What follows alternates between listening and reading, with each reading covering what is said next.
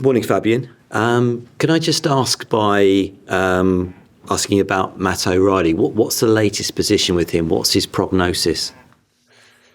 Yeah, it's like we expected, a bad injury.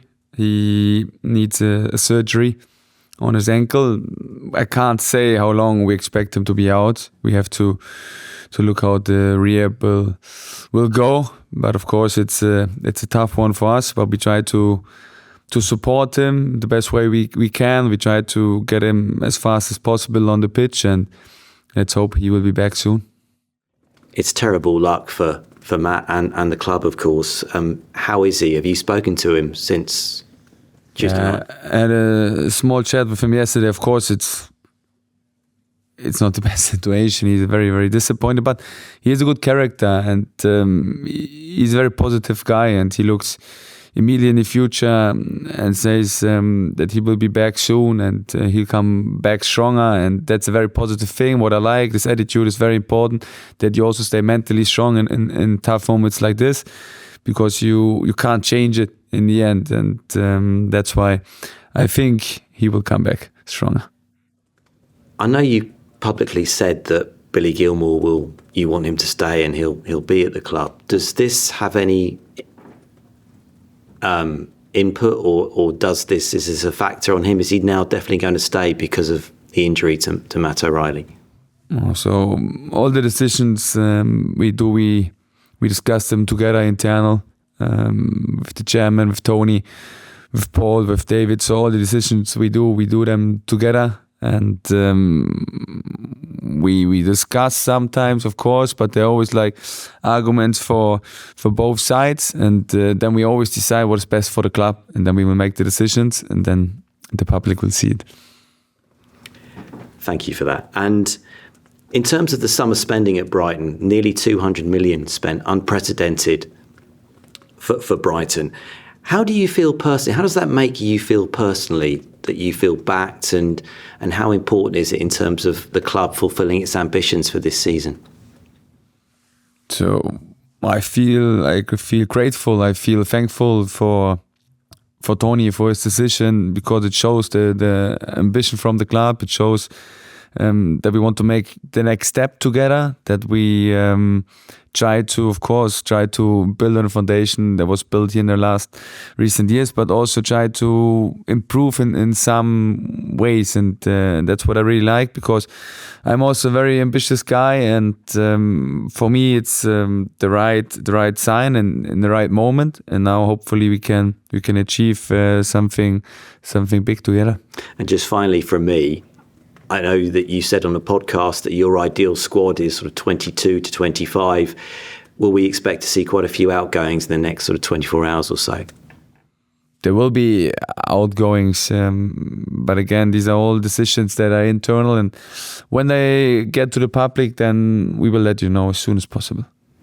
Thank you. Hi, Fabian. Does the injury to Matt O'Reilly impact how you'll now use Ferdi Kadioglu? That's a good question.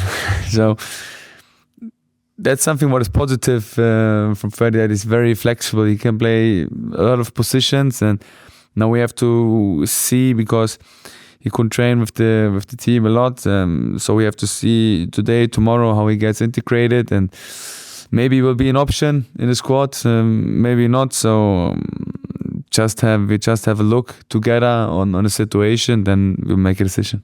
So he could be available on Saturday? It is a opportunity, hopefully, yes.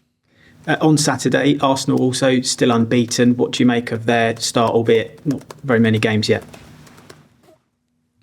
One of the best team in the world at the moment. I think they don't have a lot of weaknesses. They have in all their positions, they have individual quality. They have solutions for all phases of the game. They're good in set pieces. They are good out of possession, good in possession. So we need a good day. We need a very good individual performance, but also a great togetherness on the pitch. And now it's up to us, that we try to confirm what we did the first two games. That is not like a surprise.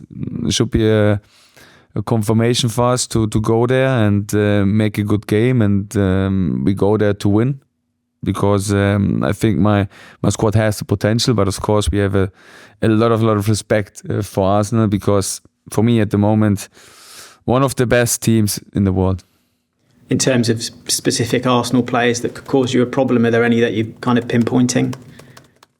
I could mention now every individual player from them. Especially, like, of course, Ødegaard has something special. Havertz, I like the way he plays. He's for me one of the best German players we have. He's like complete in all this acting behavior on the pitch. Saka can decide a game with one situation. They have Martinelli, they have Trossard on the other side. They have very good defensive player. They have Rice, a good box-to-box player. So I can mention all their names, but in the end, it's a team sport, and hopefully we can present there as a good team, because we have to go there, and we also have to make sure that we can suffer together, because there will be phases where we have to suffer. There will be phases where we have to defend together. But I also want that we bring our style of play there, and that we have also our situations in possession, because that's very important, not only to defend there. And just finally from me, when you first arrived at the club, did you feel like you'd arrive at the first international break with the chance to still be unbeaten? When I arrived, I didn't think so much about the game or how the situation would be after Arsenal. I think it's a daily business, this job. You have to try to be the best version of yourself every day, and thinking like step for step. And we had now a great start. I think for me the win against Crawley was very important also in the League Cup. It was not an easy game, but that's our thinking, step for step, trying to make the next step, trying to continue in the process. And now we have a big challenge ahead of us. We are looking forward, and let's see what happens on Saturday. Thank you. Fabian, Pervis Estupinan has been such a big part of the football club over the last couple of years. How good was it to see him back after such a long layoff, and what does that mean for you going forward? Another great opportunity for us. I think when he is his best shape, he's one of the best left backs in the Premier League.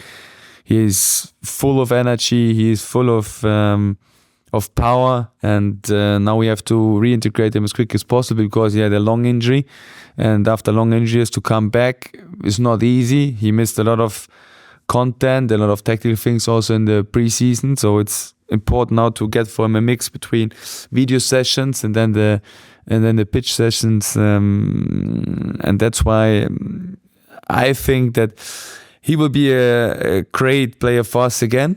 But we shouldn't put pressure under him, because after long injury, the players, they need time to adapt, and that will be now important. So he's another defensive option. A lot of the signings have been attacking players during this summer window, but how happy are you? It's been a great start defensively, but how happy are you with the defensive setup and the personnel you have at the club going into the post-transfer window period? I think let's look at the situation with Adam Webster. For me, a role model of leading, a role model of how to be the best version every day, how he trains, how he behaves, how he's there for his teammates. For me, it's a shame to put him on the bench, because it's an unbelievable character, unbelievable player, and that's why you see the situation also in the defense is quite good.